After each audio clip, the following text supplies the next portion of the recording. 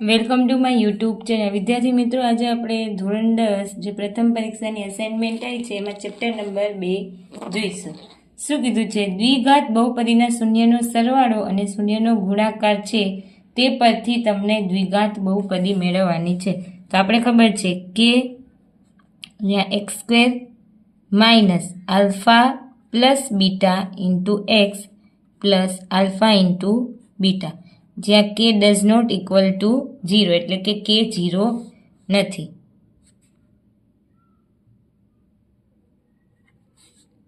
ચલો અહીંયા k, હવે x² ની જગ્યાએ હવે પહેલું હોય શું હોય? શૂન્યનો સરવાળો, એટલે આપણે લખ્યું આલ્ફા પ્લસ બીટા, શૂન્યનો સરવાળો એટલે minus 3x, alpha into beta એટલે ગુણાકાર એટલે 2. હવે લખીએ k x² minus minus plus 3x plus 2 કૌંસ પૂરો બરાબર 0.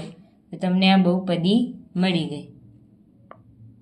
એવી જ રીતે હવે બીજું છે -1/4. તો આપણે ખબર છે કે x² minus alpha plus beta into X plus alpha into beta, અહીંયા બી કે ડઝ નોટ ઇક્વલ ટુ 0, એટલે કે k 0 નથી. જો k 0 હોય તો આખું પદ શૂન્ય થઈ જાય. હવે અહીંયા લખીએ x² માઇનસ -1/4x પ્લસ 1/4. હવે જો આ બે પાસે છેદમાં 4 છે, આ બે ભાઈઓ પાસે 4 રૂપિયા છે, પણ આ પાસે નથી.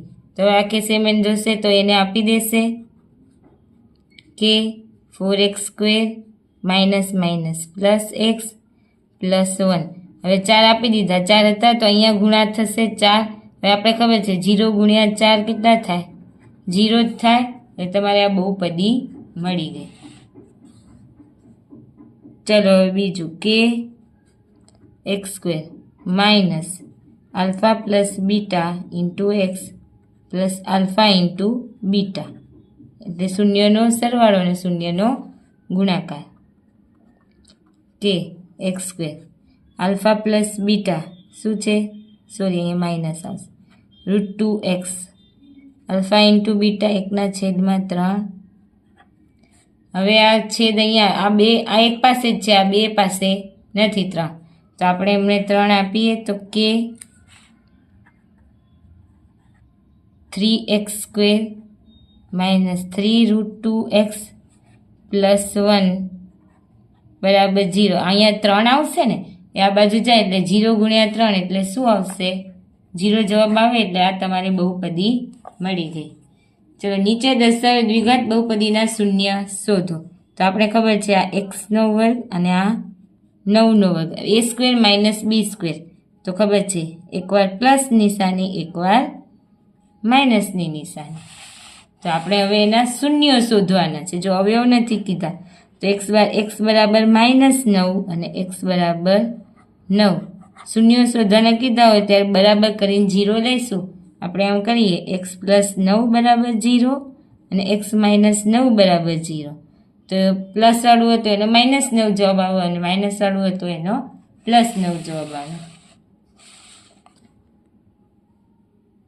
ચલો હવે જોઈએ અને અવયવ પાડીશું 3 ચોક 12. 12ના એવા અવયવ પાડો કે એક જવાબ આવે. તો આમાંથી જ મળી જાય આપણે. જો 4 તેરી 12, 2 દૂ 4 અને 2 એકા 2, 2 દૂ 4 અને 4માંથી 3 જાય તો કેટલા આવે? 1. પણ મોટા 4 રાખવાના અને નાના 3 મૂકવાના, એટલે પ્લસ માઇનસ માઇનસ, 4માંથી 3 જાય તો 1. પણ મોટાની નિશાની આપણે અહીંયા -x જોઈએ છે ને, એટલે મોટાની નિશાની મોટાને આપવાની. લખીએ અહીંયા 3x² minus 4x plus 3x minus 4. હવે એમાં કોમન શું નીકળશે? x. અંદર રહેશે 3x માઇનસ 4, કંઈ કોમન નહીં નીકળે તો પ્લસ 3x માઇનસ 4.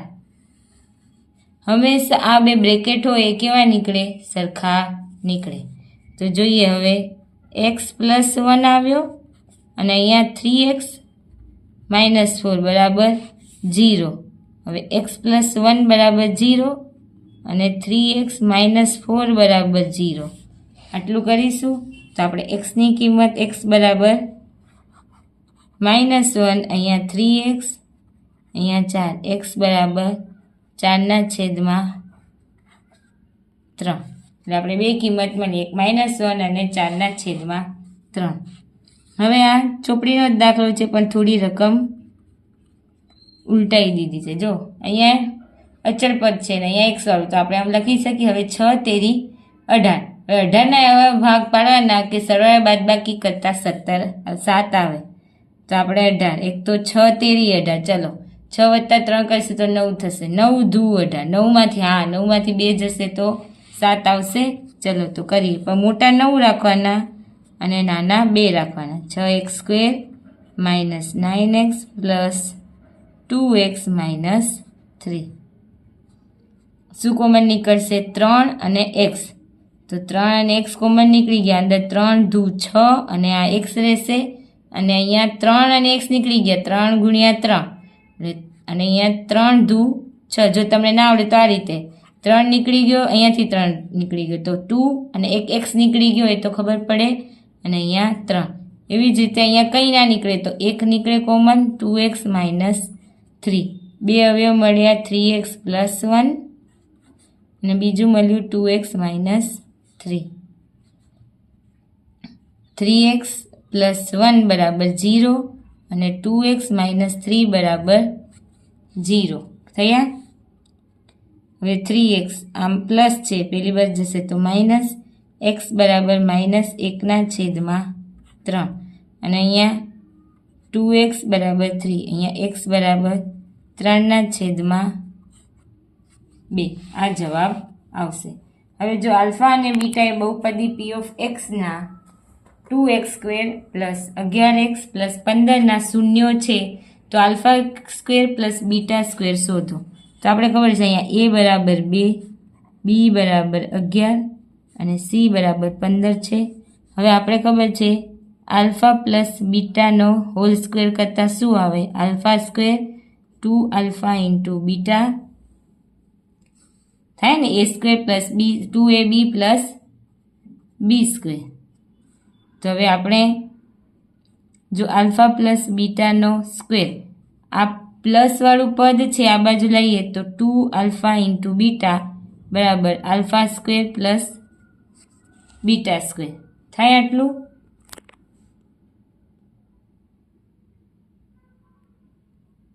હવે આપણે શું કીધું છે અહીંયા? α² ની કિંમત. હવે આપણી પાસે આલ્ફા પ્લસ બીટા², અહીંયા જોડીએ આપણે. આલ્ફા પ્લસ બીટા એટલે શું થાય? -b/a. અને આલ્ફા × બીટા એટલે c/a. બી શું છે આપણી જોડે? 11 એટલે -11, a 2 તે c 15/2. લખીએ અહીંયા આલ્ફા પ્લસ બીટા આખાનો હોલ સ્ક્વેર છે, તેનો જવાબ શું છે? -11/2² -2 આલ્ફા × બીટા 15/2 બરાબર α² + β². 1 × 1/4 15 α² + β². હવે જો અહીંયા છેદમાં 4 છે તો અહીંયા 4 લાવવા પડે, તો અહીંયા 4 ઉપર નીચે ગુણીશું એટલે શું આવશે? 121. અને 15 × 4 કરે તો 15 × 4 = 60/4 બરાબર α² + β². આપણે α² β² ની મૂલ્ય શોધવાનું છે ને. 121માંથી 60 જશે એટલે આવશે 61/4. એટલે આ તમારું α² અને β² નું મૂલ્ય શું આવશે? 61/4. ચલો હવે જોઈએ આલ્ફા પ્લસ બીટા એ બહુપદી p of x 6x². હવે અહીંયા લખી દઈએ. a બરાબર 6, b બરાબર -17 અને c બરાબર 12 છે. ચલો તો હવે જોઈએ શું આપેલું છે. આપણે 1/α + 1/β આ કરીએ. આપણે ચોકડી ગુણાકાર કરીએ તો શું આવે? અહીંયા બીટા પ્લસ આલ્ફા છેદમાં આલ્ફા ઇન્ટુ બીટા થાય ને આવું બેનો ચોકડી ગુણાકાર કરી તો બીટા પ્લસ આલ્ફા છે એને આપણે લખી શકીએ આલ્ફા પ્લસ બીટા અને છેદમાં આલ્ફા ઇન્ટુ બીટા તો આ તો શૂન્યનો સરવાળો અને શૂન્યનો ગુણાકાર થઈ ગયો તો આપણે ખબર છે શૂન્યનો સરવાળો એટલે શું આવે માઇનસ બીના છેદમાં એ અને શૂન્યનો ગુણાકાર એટલે સીના છેદમાં એ એક જ થઈ ગયા એટલે શું આવ્યું માઇનસ બીના છેદમાં સી હવે જોઈએ આપણે આગળ માઇનસ બી આપણી જો એટલે કેટલા છે 17 અને સી 12 માઇનસ 17 છે ને તો બી બરાબર માઇનસ 17 અને આ માઇનસ તો છે જ અને સી બરાબર 12 એટલે આપણી જોડે જે આ માઇનસ માઇનસ શું થઈ જશે પ્લસ 17 છેદમાં 12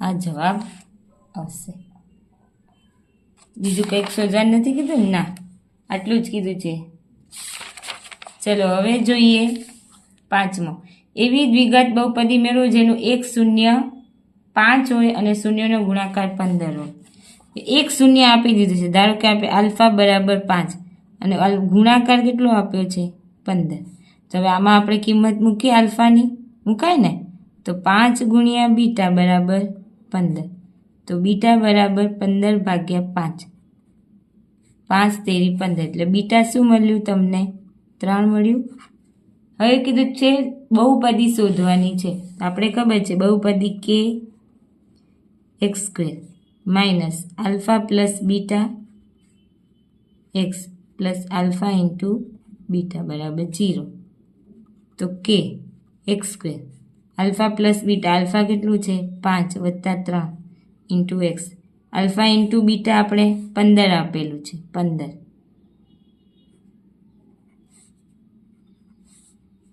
ચલો કે એક્સ સ્ક્વેર 5 6 7 8x પ્લસ 15 બરાબર 0 આ તમારું બહુપદી આવી ગઈ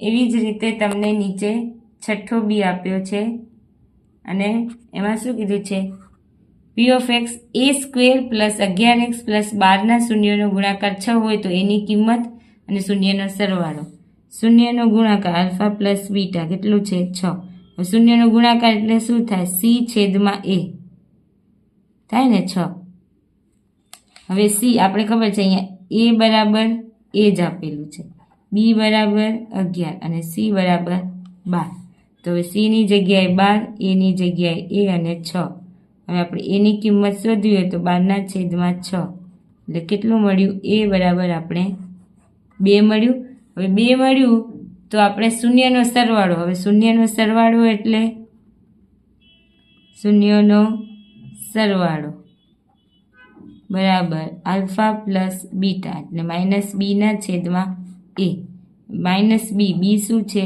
11 એની આગળ માઇનસ અને એ શું આવ્યું આપણી જોડે 2 તો શું આવ્યું -11ના છેદમાં 2 જે તમારો જવાબ છે